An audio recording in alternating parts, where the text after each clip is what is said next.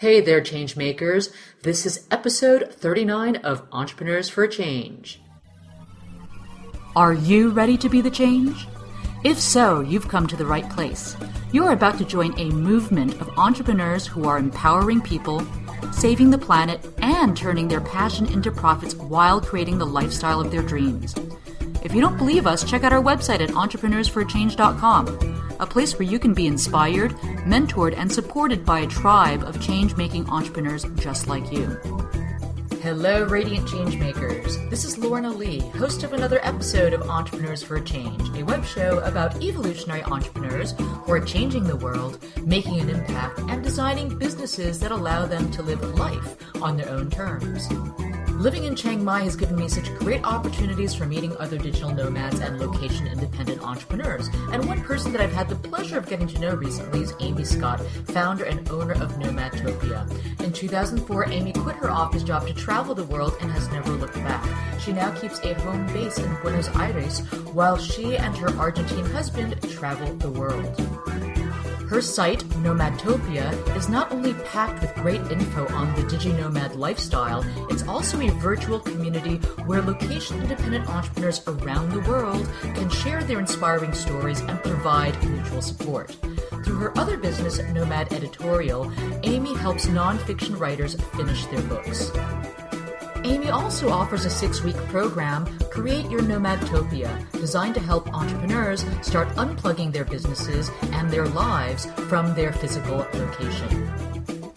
Amy and I sit down to talk about the nitty-gritty of the location-independent lifestyle, the good, the bad, and the brilliant.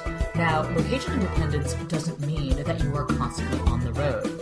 It just means that you can work from home or anywhere you choose.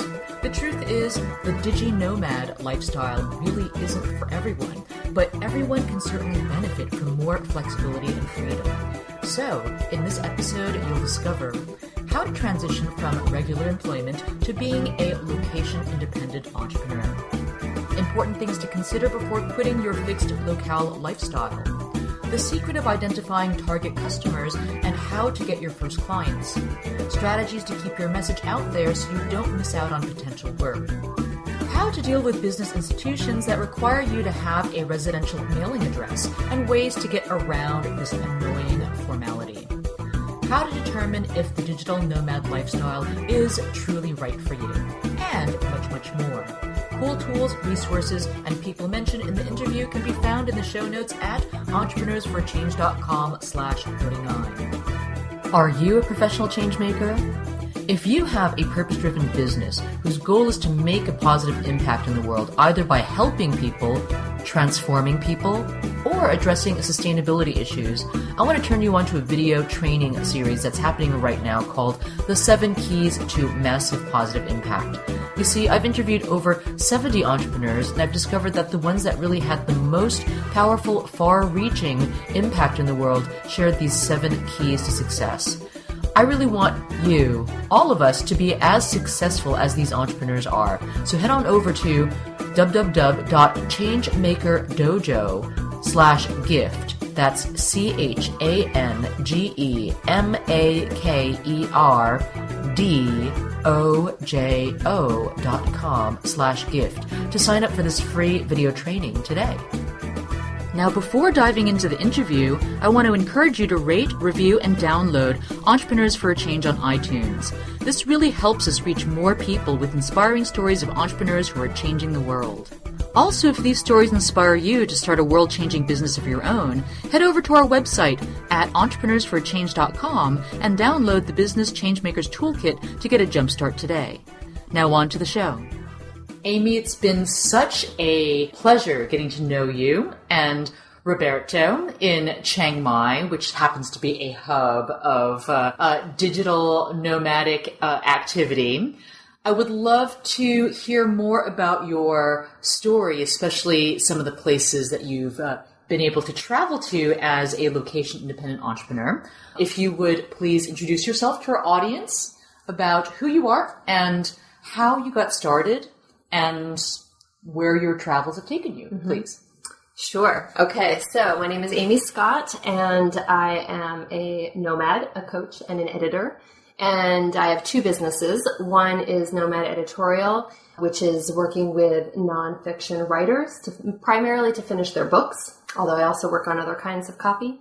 And Nomadtopia is a hub of community and information and inspiration for other people who also want to be location independent or already are. So what are the different types of products and services that both businesses offer? Nomad Editorial is primarily service-based. It's providing editing and proofreading services to writers, and I also do writing coaching. And then Nomadtopia, I also do one-on-one coaching and consulting, as well as sell information products. I have an ebook and a couple online courses and some other things in the works. So are they addressing different audiences altogether?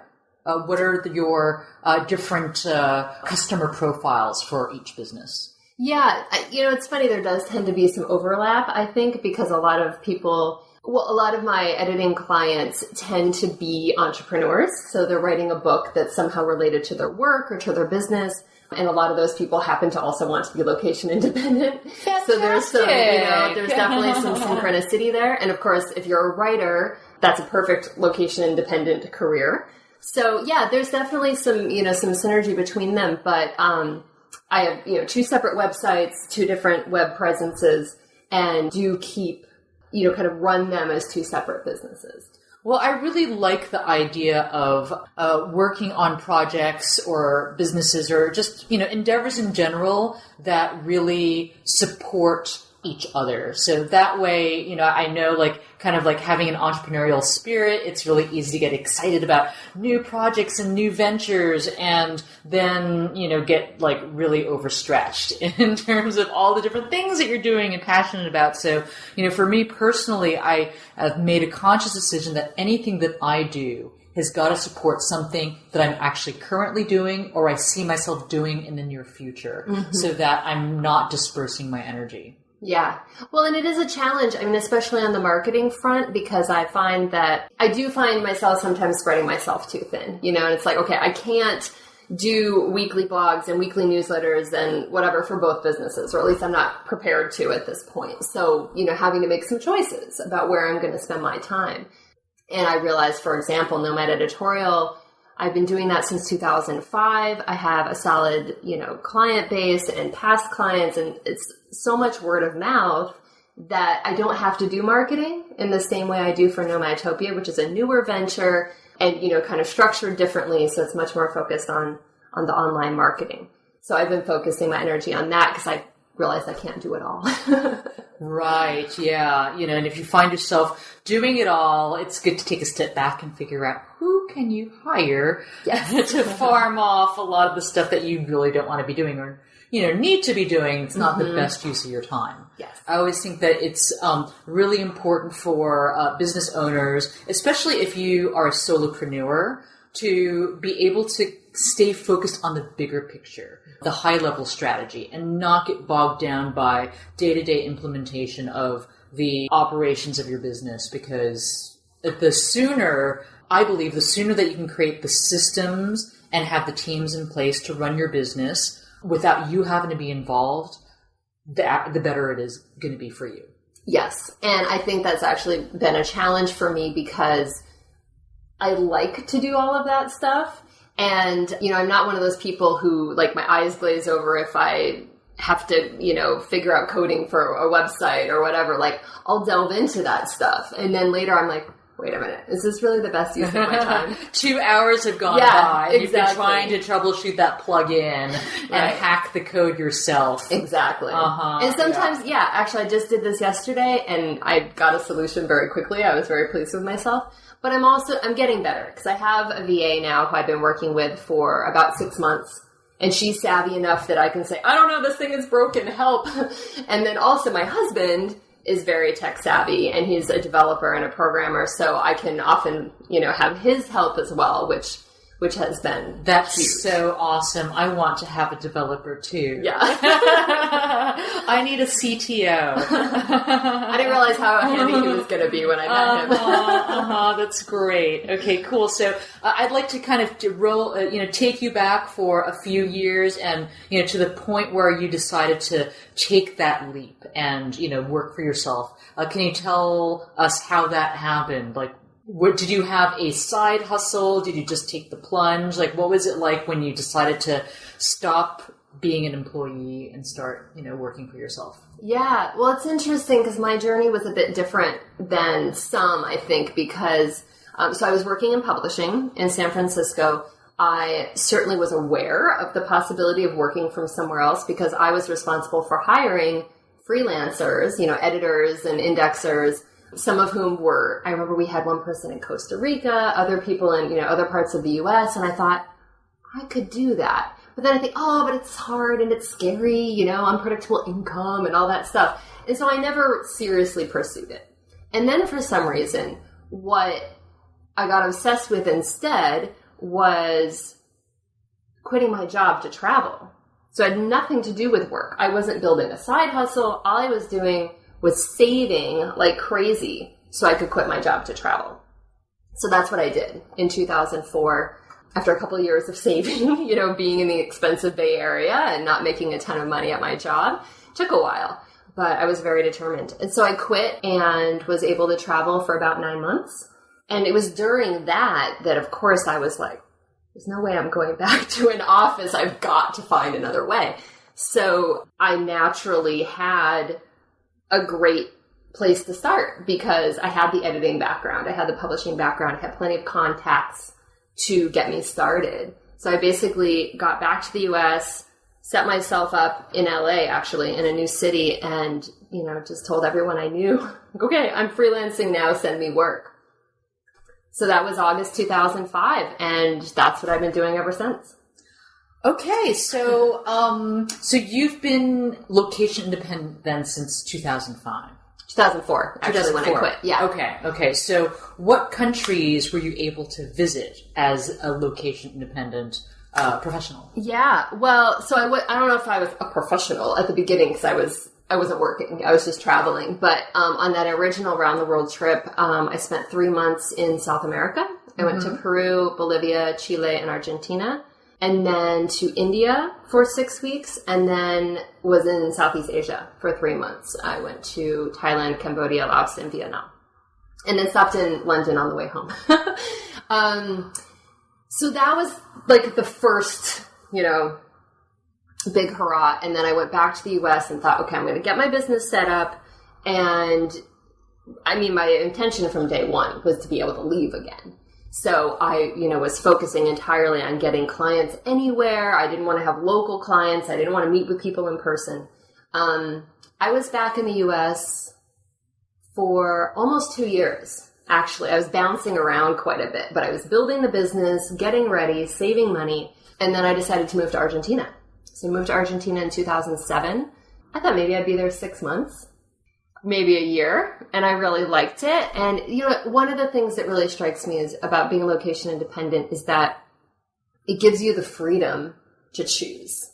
And if you're perfectly happy where you are, you can just stay where you are. You don't have to move if it's not pulling you. You're not feeling impelled to do that.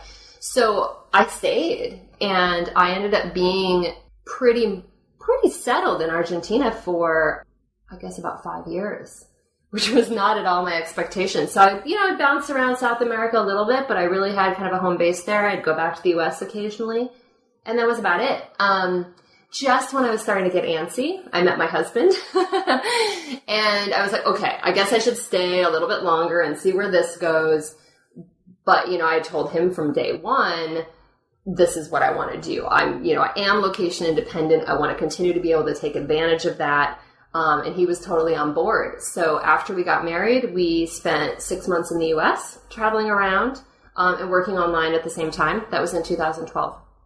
Then we went back to Argentina for 6 months and then left in June 2013 to travel again. And so we've been mostly in Asia for about 8 months. Mm-hmm. Which countries have you been visiting in Asia this time? We started in Malaysia, and 3 months in Malaysia, 2 months in Indonesia, really in Bali, 2 months in India, and it'll be about 3 months in Thailand. Mm-hmm. So when you were living in Argentina, were you mostly based in Buenos Aires? Yeah, I moved to Mendoza, which is in wine country. Oh, I've heard good things about Mendoza. Tell me what it's like living there. I was really curious. What happened was I'd been in Buenos Aires only like 6 months maybe, but I was curious to see what else was out there. I think I was feeling a bit of that, well, I could go anywhere. Where can I go? And also I was in a terrible situation with my landlord in Buenos Aires. I thought, I just need to get out of here. So I went to Mendoza. I thought maybe I'd stay a month, and I ended up staying about 2.5 months. I really liked it there. It's a smaller city. It's, of course, you've got all the fabulous wineries right there, which also brings, good food and a really interesting community. But I was single, and I got bored. I've always been a big city person, and in Mendoza, there's like one strip, of like restaurants and bars, and I was like, so I'm just going to have to go out on this one strip, like, forever. That was very foreign to me. I'm used to, like, do we go to this neighborhood or this, having lots of choice. And I felt like, I think I missed the action of the big city. So I moved back to Buenos Aires. Wow. So there wasn't much of a dating scene in Mendoza either? I mean, I wasn't come on, all those Argentine men. I wasn't trying particularly hard, I suppose, at that point. But, I met some good local friends through couch surfing. Mm-hmm. And so I wasn't lonely, in that sense. Like, I had people to go out with and stuff. But I don't know, I just felt like I wanted more action.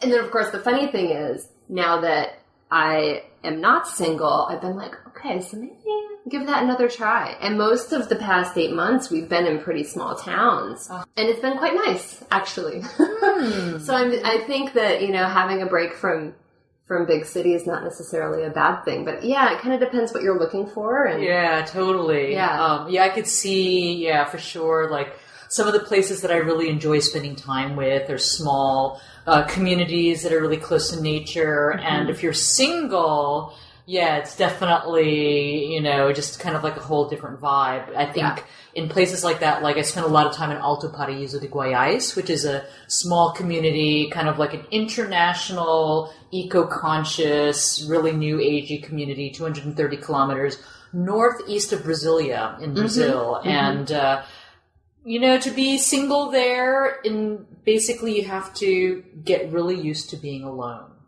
And so, and a lot of the people I spoke to that weren't like, didn't have a partner or like a young kid. It's a great place for like young families, but if you happen to be single, expect to spend a lot of time alone and, go deep, within yourself and, work on your music or do your spiritual practice or do your yoga. That's kind of what people, did there. And so at a certain point, I started to get really comfortable with a lot of alone time. Yeah. But I can see, though, like how it might feel a bit antsy. Mm-hmm. So when you were in Argentina all that time, how did you deal with the visa?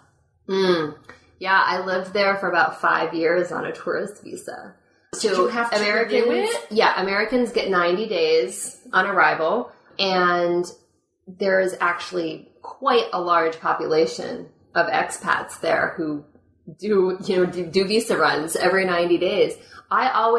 For a long time, I would buy round-trip tickets from the U.S. So when I got to Argentina, I could always say, like, no, look, I'm leaving. I wouldn't necessarily go back to the U.S. every 3 months, maybe every 6 months. You would just move your ticket. Well, no, I would get a ticket for maybe 6 or 8 months out, and then you can do one-day boat trip to Uruguay, which is right across the river from Buenos Aires. Super easy to do a visa run and come back. There did seem to be a time where they were starting. I mean, I felt nervous every single time I came back across the border, though, because you start to hear stories of, people who get hassled at the border who, they start to say like, so you're like living here, and you're like, no, I'm not. I just really love Argentina. So I always had a story. I was always prepared for whatever might happen. But I mean, I actually never had any problems and never really got like interrogated about it. So every 90 days you went to Uruguay. There was one time I went down actually to the immigration office and did it. You can do one in-person like extension without leaving the country. But frankly, I mean, it's way better to just go to Uruguay and hang out on the beach for the day instead of going to immigration and dealing with all the bureaucracy and standing in line all day. You know? Totally. You know, Yeah. so you didn't have to actually take an international flight out of there. So you could perpetually do the Uruguay visa run every 90 days for a long time. In theory, yeah, as long as they don't, get too picky. Okay, Yeah. that's definitely good to know. Yeah, it is. Okay, awesome. So let me ask you then, like, what does your typical day look like as a digital nomad business owner? It kind of depends where I am. If it's not a travel day and I'm somewhere that I've been for a while, my days are pretty normal. And actually, it also, I think, varies depending on what hemisphere I'm in. Being in Asia and having most of my clientele in the U.S. has been interesting for my scheduling. I'm definitely more of a night person than a morning person. So my husband and I have been getting on this schedule where we might stay up until like 2 or 3 in the morning, and then sleep late because, the workday is over in the U.S. So yeah, I'd say tend to get up fairly late, relatively speaking, and then we might go out in the morning before it gets too hot. It's very hot in Chiang Mai right now. And then work in the afternoon to avoid the heat. And then head out in the evening to go to go to the night market to get some food, or we might head out to actually do some kind of excursion. I like to mix it up. So there's some days, where we might like work half a day and then go out to do something the other half of the day, to check out wherever we are. So were there parts of the world that you found were business killing to be in? Business killing. I found Bali to be business killing. Interesting. Yeah, I can see that. I mean, I would say the first thing that comes to mind for Bali, we were mostly in Ubud. I love Ubud, but man, the internet's so bad. Yes, exactly. The internet was really bad. And especially for Roberto, my husband, dealing with managing huge client files and things like that. The router at the place we were staying was out in one of those, I forget what it's called, those, kind of the little open air hut thing. The router was out in the garden. So he would go and sit out there, get as close to the router as possible, hoping for the best connection. Ridiculous. The things you have to do. I know, the sacrifices. Yeah, and honestly, also, I was very distracted there, too, because there's so much other stuff to do that I had a hard time just kind of focusing on work. I want to just go do yoga all day. I know. Bali is such a delightful place. Yeah. Yeah. Okay, so I'm curious to know, it sounds like most of your clientele is in the United States. Mostly. So how did you find your first clients? And do you think that for someone who wants to start off doing, what you do, they need to develop a client base in their local economy first? So before they can go and become, location independent and leave the country, they really need to cultivate a solid client base, whatever city they're in first, before they take off. That's a great question. And I actually think it's not really location based for me. If I had to explain why my clients are in the US, I feel like it's more because I'm from the U.S. and we all speak English. You work in English. Right. You're not doing French copy. Right. You're doing English copy. Yeah, I mean, I definitely did not focus my energy on building any kind of clientele in a certain location. It just kind of happened. In terms of finding clients in general, with the editing business, when I first started, it's interesting too, because I started basically working as a freelancer for publishing companies. And so I was reaching out to all of my publishing contacts, hire me as a freelancer. And then a couple of years ago, I made the switch to working primarily one-on-one with writers directly, which is, a very natural progression, especially as self-publishing has taken off. There are now a lot more individuals who need an editor, as well as people, entrepreneurs who are not even necessarily publishing on Kindle or whatever, but, writing an ebook or writing a course and putting it up all on their own. And thankfully, most people recognize that it's a good idea to have somebody edit your stuff before you put it out there. So that's just been, online, word of mouth. It was not at all like building a network in a particular location. Mm-hmm. But because I did have the publishing background initially, it's just tapping into that professional network. Mm-hmm. So do you ever have to do marketing pushes, or do you have a steady flow of work where you're just not really so worried about whether it's going to dry up? There's definitely some ebb and flow. There are definitely times that I'm super busy, and like right now I actually don't have any editing work. And it's tricky because since I have another business, I don't necessarily mind. I'm kind of like, woohoo, free time to work on Nomadtopia, Mm-hmm. But I do try to do, actually now, it's like just right now, I'm like, dry spell. Okay, maybe I should post on my Facebook page a little more than I normally do. Things like that. Because the tricky part with having more than one business or more than one thing you do is that it can be hard for people to keep track of what you do. Mm-hmm. And I think sometimes because I focus a lot of my marketing energy on Nomadtopia, people start to assume I'm not editing anymore.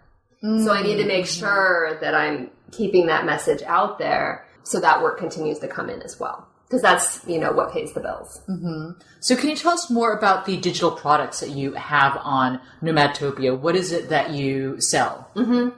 Yeah, my first product was, actually, I'm just thinking, I don't remember the order I put them out. I guess it doesn't matter. Basically, the ebook, I have a PDF ebook that I put out that I've now switched over to Kindle, and I'm just selling the Kindle version. So that's kind of the first step in terms of helping people figure out what the lifestyle looks like for them.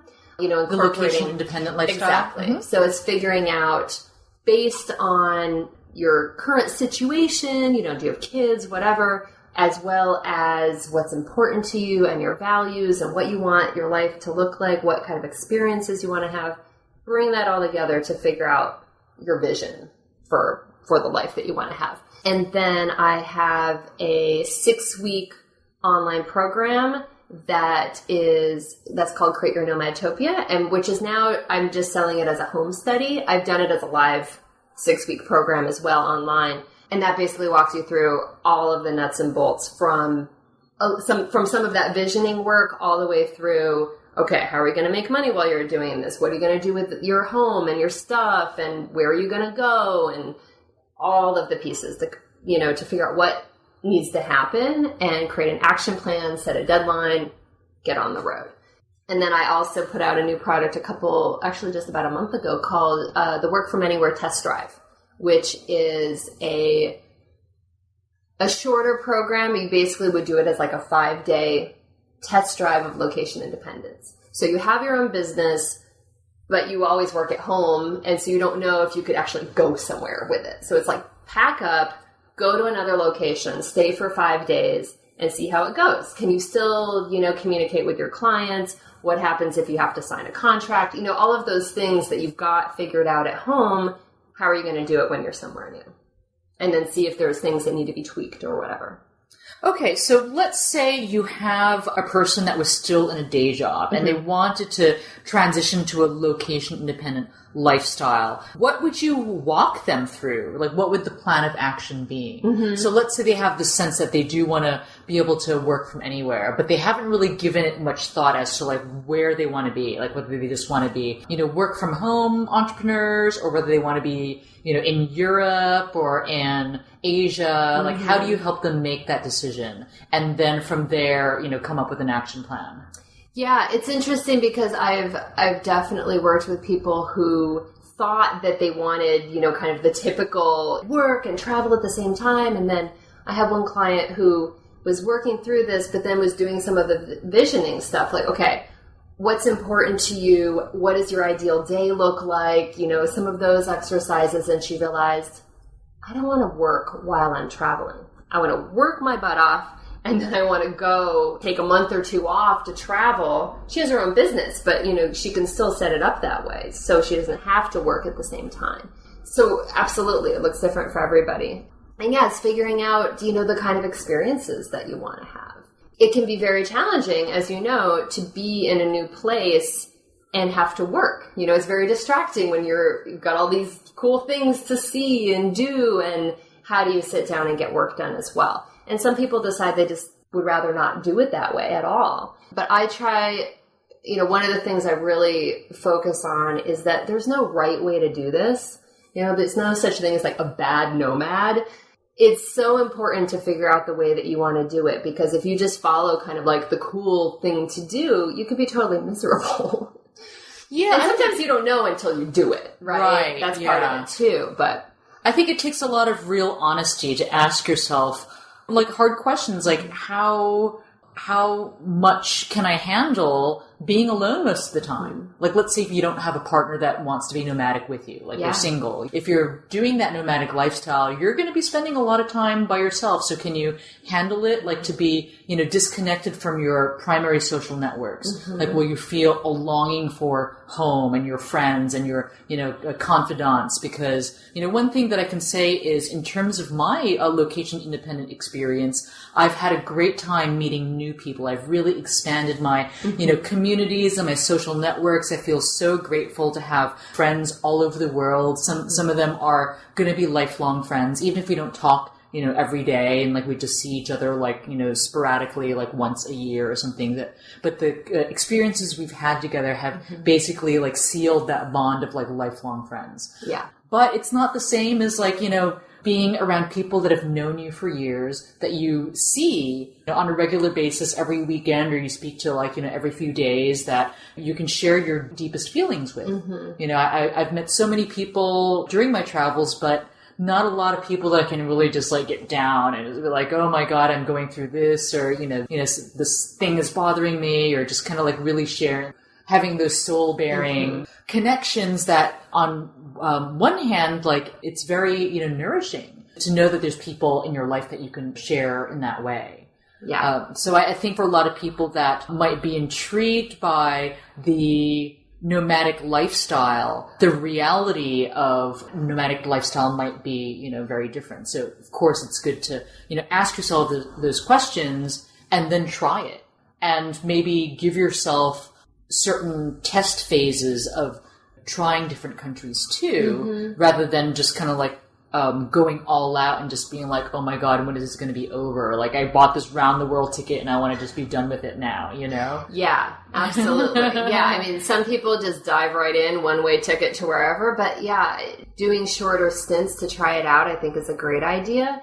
And, I love to highlight also all of the different people I've met who are doing it in all kinds of different ways. Okay, so tell us some models or examples so we can kind of connect with that. Yeah, I mean, even way back on my round the world trip, that was, I think, where some of my ideas came from, because I was meeting all of these interesting people. One in particular, I met her in Thailand in 2005. She's from London, and she decided, she worked kind of odd jobs and whatever, and she just decided, I'm not ever spending another winter in London. I'm going to find out a way to make this work. And so she just sets things up, saves the money, and takes off, to somewhere warm, Thailand or whatever, every winter. And I'm like, oh, that's a brilliant idea, So it's hearing people like that I thought, okay, there's options here. And then the client I mentioned, who decided she'd rather work really hard and then take time off to travel. Other people who, sell everything and take off and basically have no, fixed address. That's me. Yeah, exactly. That's another model. Estate sale. That's how you do it. There fast. You go. Estate sale. Exactly. And then I own an apartment in Buenos Aires. Mm-hmm. So, in that sense, I have like a home base, to return to. And some people choose that option. So even we've been gone almost a year, but we have a place we can go back to if and when. So is it empty, or do you rent it out, or? It's rented. In theory, it's rented, but sometimes, no one's booked it. So, but yeah, we have it up for rent when we're gone. Oh, cool. We've also done home exchange a couple times. So yeah, I mean, for me, there are definitely times that it's, a hassle to have a place, but it's also a great piece of collateral, to be able to trade with people or whatever. We did an exchange with a woman in Queens, in New York. We stayed in her apartment in Queens for a week, and she went to Buenos Aires. That was great, So I would love to do more of that stuff. And then, being able to rent it out is good too. So at least, our expenses are covered on that while we're gone. Yeah, I know for me that the way that I've set up my digital nomad lifestyle is I know that I just don't want to be aimlessly traveling and going from place to place to place. I think I would probably just get really lonely, really quickly. So I like to choose to plug into communities. So pretty much wherever I've been for the past year and a half has been involved with, knowing that there's an existing community, for example, of, other digital nomads in Chiang Mai and, having those relationships like online and offline. So online through the Dynamite Circle community, and then offline because of the conference that, we all met at in Bangkok, and then just kind of like being here and like meeting people organically. So that's like one community I plug into. And then the community in Brazil I plugged into were people that I mostly met in the Amazon rainforest when I traveled to the Brazilian state of Acre, which is the westernmost state of Brazil. And I went to a number of tribal festivals there, and I met a bunch of people that were like so cool, the coolest Brazilians I'd ever met. At the Yawanawa festival in Acre, in the middle of the jungle, up this river, like 10 hours by river. And over the course of a year and a half since I met them, they all moved to the community of Alto Paraíso. So, going to Alto Paraíso, I felt immediately at home with people that shared like similar values and like a love for the, tribal cultures of the Amazon. So it was great. So I knew people and, just kind of like really just, plugged into that whole vibe. And that kind of, eliminates the aimless feeling. Yeah. And I think if I go anywhere else, there's another pod of digital nomads in Medellin, Colombia right now. Yes. Yeah, so I'm looking for an opportunity to plug into that whole group of people. Apparently Medellin is like perpetual spring. Yes, it's been on my list for a while. Yeah. Okay, let me know when you go there. Yeah. I'm trying to work it out with another person I've had on this podcast. Her name is Yamila Yamunya. She has creativewebbiz.com, and she helps artists set up their websites and market their businesses and sell their art online. So maybe the three of us can work out hitting Medellin at the same time. Sounds good. Cool. So, we've talked about like trying to figure out what lifestyle is right for them. Now, let's say they've decided, okay, I am going to go overseas. How do you recommend that they transition and start to unplug from their location dependency and actually become like totally virtual? Yeah. So you mean business-wise? Both. Or everything. Like everything. So what are some things that they should consider? Right. So partly, again, it depends on what your goal is. Do you want to disengage 100% and take off, or do you want to stay somewhat connected? Like I had a client in San Diego who had a house and wasn't willing or ready to sell it. And so she and her husband figured out a way that they could rent out their house, and they traveled for, I forget, maybe like 10 months or something. And now they're back in San Diego, and for now happy to be there, and so they had to set things up related to, renting out the house and figuring out how that was going to work. If you're going to sell everything, the approach is a little different, obviously. And then there's a lot of things that people might not necessarily think about right away, but like, you've got to cancel lots of stuff, like if you have a gym membership and cable and, all of these things. The cell phone thing can be tricky. Like when I moved to Argentina, I decided I'm just going to keep paying until my contract ends because the fee to end the contract early was more expensive than, paying more for 3 more months of service or whatever. So you got to look at that stuff. And, the other thing too is that if you feel that this is on the horizon for you, I would take that into account now for all of your decisions. So like, don't get a new 2-year cell phone contract. Right? Because then you're locked into that whole thing. So to be starting to make decisions that won't lock you in. So whenever it is time to leave, it'll be easier to do so. Yeah, and like, if you know that you're going to go down that road of totally unplugging, then start to, make the baby steps to move in that direction. So start to set up automatic bill pay, like one by one for everything that you have been writing paper checks for example. And, What else? I mean, some of the biggest and most annoying things that I've found have been dealing with organizations that just cannot grok the fact that you don't have a residential address. So I have a mail forwarding company that, basically all my mail goes to, and they basically scan. So I can have the mail processed. So it's either scanned or I can forward it. But in any case, it's not where I live.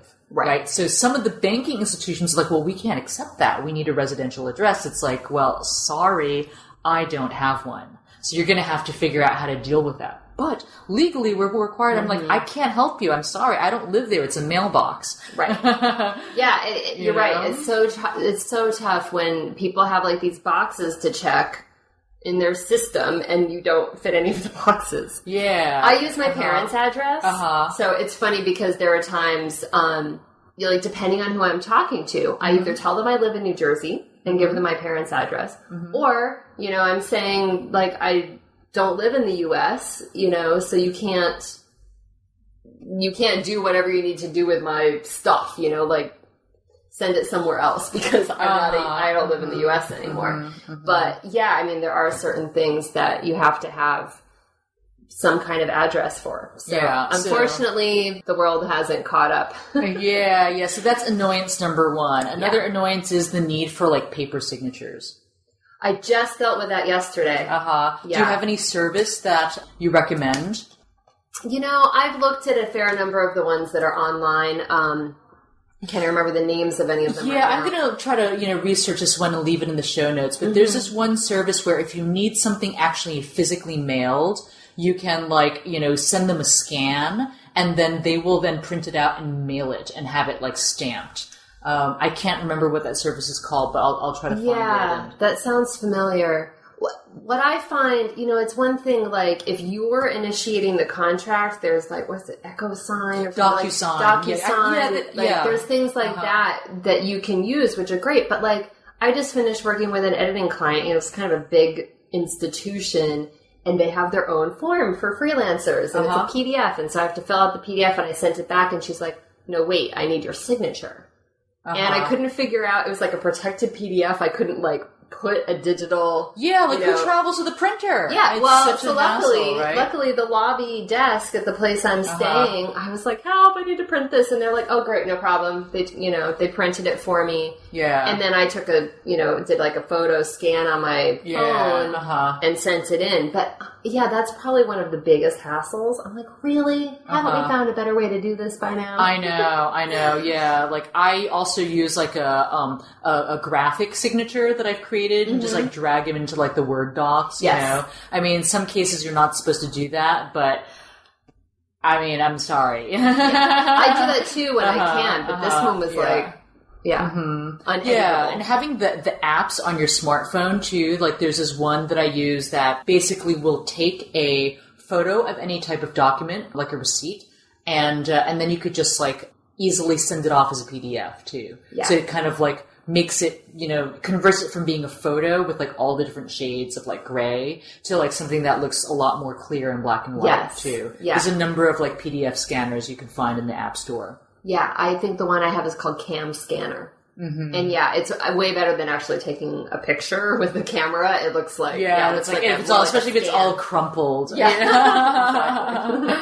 Yeah, I think another thing too that's really important is making sure you have the right credit card. So what I ended up doing so that taking out money and paying by credit card wasn't going to result in a huge accumulation of ATM service fees and finance charges, when they do foreign transaction fees. Yeah. So I got the Chase Sapphire. I have one too. Credit card, and that's no foreign transaction fees whatsoever, no matter what country you're in. And then I also have the Schwab checking account. And so whenever I take money out of the checking account, they refund all the ATM fees. Yes. Okay, that's good to hear, because I have a local bank in New Jersey which does the same thing.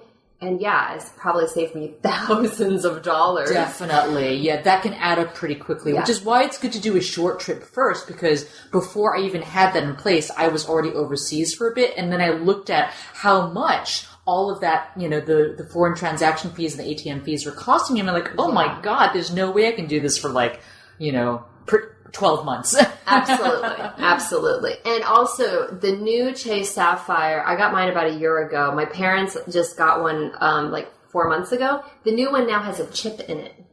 And the chip is like what they have in credit cards in Europe. And there are some places, even in Asia, where they will not take a card that doesn't have a chip in it. So I'm thinking of upgrading to the one that has the chip in it. Guess what? Actually, in Medellin, I know someone who couldn't get money out of the ATM because all of the ATMs required a chip card.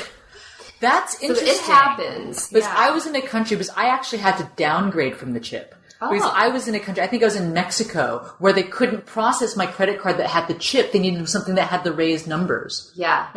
So you need one of each, basically. Yeah, so I had to, get rid of that card and just ask the company, I'm like, I'm sorry, you have to give me the older model of your, credit card because nobody can take it. We're in the... Yeah. Sorry, I don't want to say the podunk country. Like, Mexico is, a big country, but I don't know. Yeah, you never know. It's just... Yeah. And Capital One, I have a card with Capital One as well. They don't charge any foreign fees. Mm-hmm. So yeah, it's good to have a variety because you never know what kind of situation you're going to encounter. Yeah, absolutely. Gosh, another thing that, when you're dealing with credit cards and ATM cards and all that, I found it to be very helpful to port my cell phone number to Google Voice. Because I had this original cell phone number as my main contact number for all my banking institutions and everything. Mm-hmm. And so importing my cell phone number to Google Voice, my Google Voice number is now my, default catch-all permanent number. And then if I ever need to get my credit card replaced or my ATM card replaced and they send one out to me and I have to activate it using the number, then I have the original number. So I didn't have to, before I left, call every single institution that I was a part of and have them change my main telephone number. And then secondly, to make that, to activate the card, to use a VPN service to run the number through a US server. Yes. So then you can make that call, because I think there's a point, and I don't know how much it's changed, but in some countries, Google Voice doesn't work if you're trying to make a phone call from that country using your Google Voice number to another country. That's good to know. Especially to the United States. So I had to trick Google Voice into thinking that I was based in the US for my Google Voice number to work in order to activate that card. Yeah. I have a similar setup, but mine's all through Skype. So I have I did have to set up a new number eventually, but I've had it since 2007. So it's an actual phone number based in New Jersey, as far as anyone can tell, but it calls my computer. And actually I've been able to use that to activate, cards and everything. Everyone thinks that's my phone number. Yeah. The trick is it's not a cell phone, so I can't get texts and things. Yeah, so it was interesting because Google Voice doesn't forward phone calls to, overseas. Oh. It was kind of annoying that way because I was like, oh, okay, so whenever someone calls my Google Voice number, I'd like to have it forwarded to my local phone in Thailand. But the thing is, you can't set up call forwarding if you're not in the United States. It's a weird little thing. So you either have to spoof it by using your VPN service. Yeah. Or, so then you could set up the call forwarding. But you see, I don't really know what my number's going to be until I get to the country and buy that SIM card. So, it doesn't make any sense. But what I've actually ended up doing is I have the same thing with Skype. I have a 4 and 5 number, so that's my alternate number. And then with Skype, you can forward to anywhere. Yes. Yeah. So if you want to have all Skype calls go to, your local phone, then, that's easy. I want to mention one other thing really quick because we were talking about activation and credit cards and numbers. A lot of online services, you now have, PayPal and Gmail and whatever, you can have, mobile verification or whatever. But if you use your U.S. cell phone, when you set all of that up and then you no longer have access to your U.S. cell phone, you have no way to get the activate or, like those verification codes they're sending you. That's why the Google Voice number, works great, because when I get the activation code, it's coming to my Gmail, and then it's coming to like my Google Voice app. So cool. on my local phone, cool. so I can still, That's good. That's definitely worth thinking about, because I just I tell PayPal, I don't have a cell phone number because I don't want to get the wrong one in the system and, be screwed later. Yeah, because the catch is you can't receive text messages through the Skype number. Exactly. That's the big pitfall of Skype. That's you can send text messages from your Skype number, but you cannot receive return text messages. So if I'm ever texting someone from Skype, I say to them, yes, do not reply to this because I'm texting you from Skype and I cannot receive your reply text. Yeah, me too. That's the annoying thing. So there's the limitation with Google Voice that I use Skype to resolve, and the Skype limitation that I use Google Voice to resolve. Absolutely. Yep. Technology. Hopefully this conversation is helping clarify a lot of the stuff for you, so you don't have to burn the time to research all the solutions that Amy and I have. So that's right. Great. So let me see. Now, when you, I'd like to ask you, since we're coming to the end of our interview session, if you were to look back at what the biggest mistake might have been that you made in your journey, your entrepreneurial journey to become location independent, what was that mistake, and what would you do differently if you had the chance? That's a great question. And it's funny because you sent me these questions in advance. I had an answer yesterday. Now I can't remember what it was, so I have to think about it again. It's hard. I think part of the reason I have a hard time answering that is because I prefer not to look at anything as a mistake. Every step of the process has been a learning experience, and in some ways I feel like I wouldn't be where I am now if I hadn't done things the way I did. I probably, if I knew then what I know now, I probably would have made the transition sooner from freelancing for publishing companies into working directly with writers. But it took me some time and, some advances in the industry as well to recognize that was even possible. So, like I said, I kind of had to go through the process I did to recognize okay, there's a need there's a market, I can shift into that instead. I'm glad I did, though, make that realization at some point. Otherwise, I would still, be begging publishing companies to hire me and, for very little money. And so I'm glad those days are behind me. I'm trying to think if there's anything else. I cannot remember what I had thought of yesterday, unfortunately. But yeah, it's all been a learning experience. Absolutely. And at the end of the day, if you choose to look at your failures, not necessarily as failures, but as learning experiences, then nothing's really ever a failure, is it? Right. Yeah. So is this business your life purpose? And if not, what is? I think it is. I think between the two of them, I kind of have, gravitated toward helping people take action on what matters to them, and taking action on their dreams instead of someday I'll write a book, or, someday I'll live abroad or whatever. I feel very strongly about, helping people take that action. It drives me crazy when people say that stuff and never do anything about it. So yeah, I feel like that's a big part of my purpose. And I think in some ways, I don't know, I feel like, I'm the right person to help people with that stuff. So I'm glad I get to do that. What would you say is your most important mindset shift that allows you to be the change that you want to see in the world?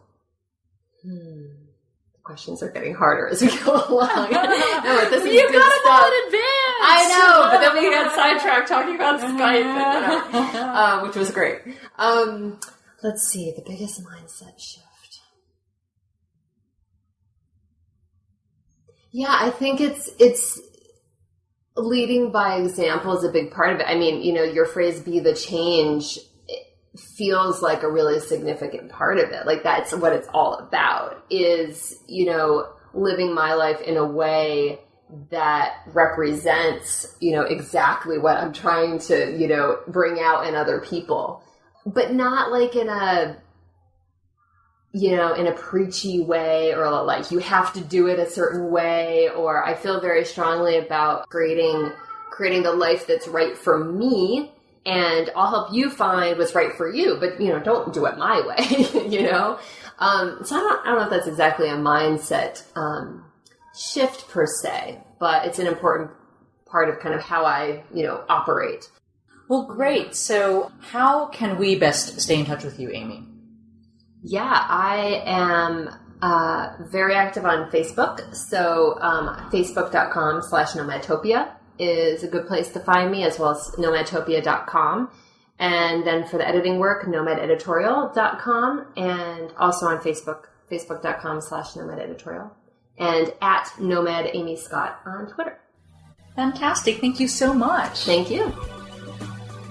Thanks, folks, for listening to the Entrepreneurs for Change podcast. If you enjoyed this episode, please help us reach more people with inspiring stories like this one by giving us a 5-star rating in iTunes. If this podcast inspires you to join the movement of change-making entrepreneurs, we'd love to give you a jumpstart with our free Business Changemakers Toolkit, which you can download at www.entrepreneursforachange.com/join. If you have a changemaker in mind you'd love for us to interview, go to entrepreneursforachange.com/suggest and tell us who and why.